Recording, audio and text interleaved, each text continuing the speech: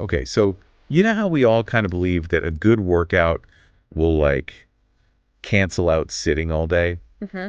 Like if you're hitting the gym regularly, you're good to go, Yeah. even if you're desk bound for hours. Right. Well, today we're going to see if that's actually true. Yeah, we're diving into some pretty interesting research to figure that out. Exactly. And by we, I mean myself, with the help of our amazing expert in all things health and wellness. Well, thank you for having me. I'm excited to break down this topic. Of course. So what we're looking at is a study published in the Journal of the American College of Cardiology. And let me tell you, this is not your average small study. No, not at all. This one analyzed data from over 89,500 people and followed them for a whole decade. Wow, that's a huge sample size. Yeah, it's from the UK Biobank, which is a really impressive resource for this kind of research. I mean, a decade of data, that's pretty significant. Exactly. So it gives us a lot of confidence in the findings. Definitely. So the big question they were trying to answer is this: does meeting the recommended exercise guidelines completely wipe out the risks of sitting for long periods? Right, because we know sitting for too long isn't good for us, but we also know exercise is beneficial. So do they cancel each other out? Is that enough? That's what they wanted to find out. And the main takeaway is that, well, exercise is super beneficial and really important. Yeah. It might not be a complete shield against all the downsides of prolonged sitting. Interesting. So it's not as simple as just hitting the gym and then you can sit all day. Yeah, it seems there's more to it than that. So how did they figure this out? I mean, how do they actually track all that sitting time and exercise and then connect it to people's heart health? So they used activity tracker data from these almost 90,000 people. Okay. And this gave them a detailed picture of how many hours each person was sitting while they were awake. So not including sleep. Right, exactly. Not counting sleep, just when they were up and about, but inactive. You- And they also looked at their levels of moderate to vigorous physical activity. So like brisk walking, running, that sort of thing. Exactly, things that get your heart rate up. Yeah. And then over the next 10 years, they tracked if any of these people developed specific heart problems. Okay. What kind of heart problems? So they looked at atrial fibrillation, which is an irregular heartbeat, heart attacks, heart failure, and then also deaths from cardiovascular causes. Wow. So a pretty comprehensive look at heart health. Yes, a broad range of potential issues. And what did they find? I mean, what's the connection between sitting and those risks? Well, one of the most striking findings was the specific threshold they identified. The threshold. Yeah, they found that people who sat for more than 10.6 hours a day, 10.6. yes, had a much higher risk of developing certain heart problems. Compared to those who sat for less time. Exactly. Wow, 10.6 hours. That seems easy to hit if you think about it. It does, doesn't it? Especially with desk jobs, commutes, and then relaxing at home. And again, just to be clear for our listeners, this is all about those waking hours spent sitting. Yes, sitting while you're awake. So time on the couch, at your desk, in the car, all that counts towards that total. Right. Makes sense. Yeah. Okay, so we've got this 10.6-hour benchmark and a higher risk of heart problems, but what did they find out about exercise? Well, there's some good news when it comes to the effects of exercise on certain heart risks. Oh, good. I was hoping for some good news. It seems that meeting or going beyond the recommended 150 minutes of moderate to vigorous exercise per week Right. did a pretty good job of counteracting the risk of developing atrial fibrillation and heart attacks, Really, even for those who were sitting a lot. even for those who sat for extended periods. So that's encouraging. It is.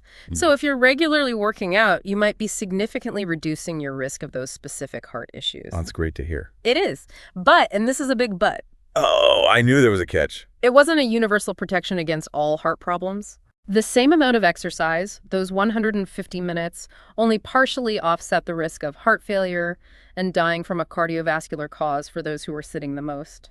Okay, so exercise helps, but it's not a complete fix if you're sitting for over 10.6 hours a day. Exactly. It's not a free pass to sit all day just because you exercise. So what is it about sitting that's so bad for our hearts?